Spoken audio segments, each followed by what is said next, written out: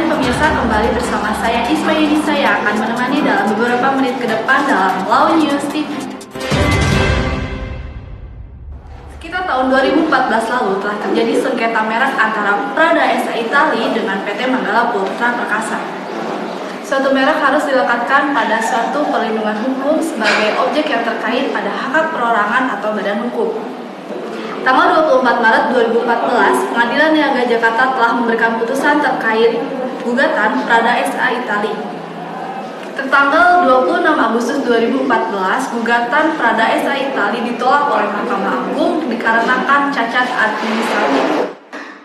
Hingga pada tahun 2016 lalu, Prada S.A. Italia memenangkan merek dagangnya yaitu Prada.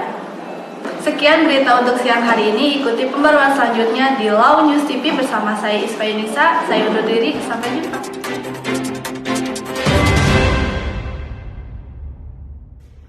Selamat siang Pak. Selamat siang.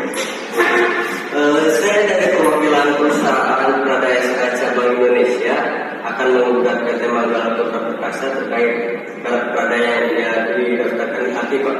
Baik Pak, terkait gugatan terkait merek dagang yang terkait kami akan melakukan gugatan kepada Pengadilan Niaga Jakarta. Ini yang mulia terkait gugatan yang saya ajukan.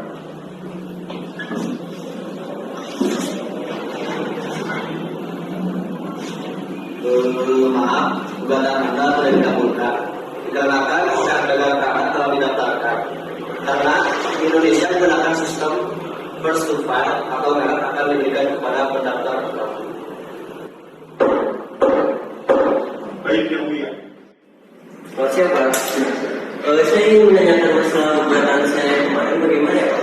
Terkait gugatan trademark Prada S.A. di Pengadilan Niaga Jakarta ternyata ditolak Pak gugatannya. Oh begitu ya. Bagaimana bila kita melakukan kasasi ke Mahkamah Agung? Baik, tolong dikawal saja Pak. Siap.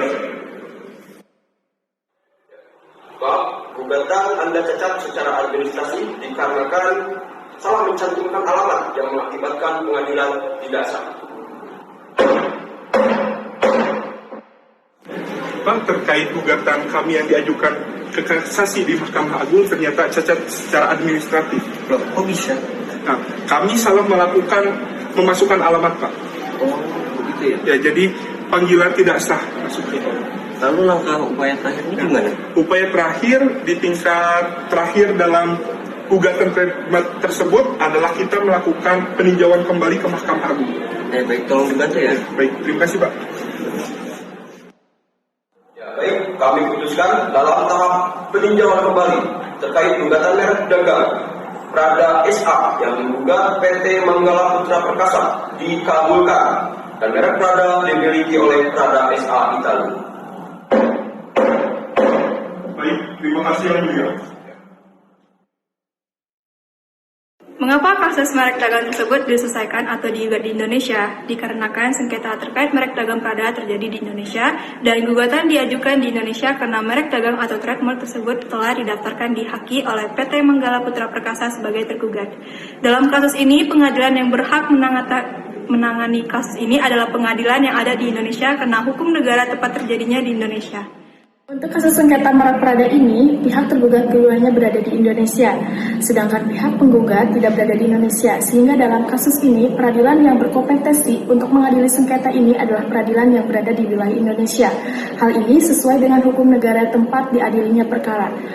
Titik taut primernya adalah Pengadilan Negeri Jakarta Pusat atau Pengadilan Niaga dan Mahkamah Agung Indonesia, sedangkan titik taut sekundernya adalah hukum di Indonesia. Perkenalkan, nama saya Mela Maujia dengan nomor induk mahasiswa 20206. Saya Syamia Sandulira dengan NIM 200077. Kita di sini sebagai pembahas materi. Nama saya Tegar Aldianto, NIM saya 20181 sebagai Hakim di Pengadilan Niaga Jakarta. Saya Jakaria Akbar dengan NIM 200070 sebagai Hakim Mahkamah Agung. Saya Nazif Rohadatul Aisi dengan NIM 200193 sebagai lawyer Prada S.A. Saya Zeta Beta Tamara Putra dengan NIM 2083, saya sebagai perwakilan Prada S.A.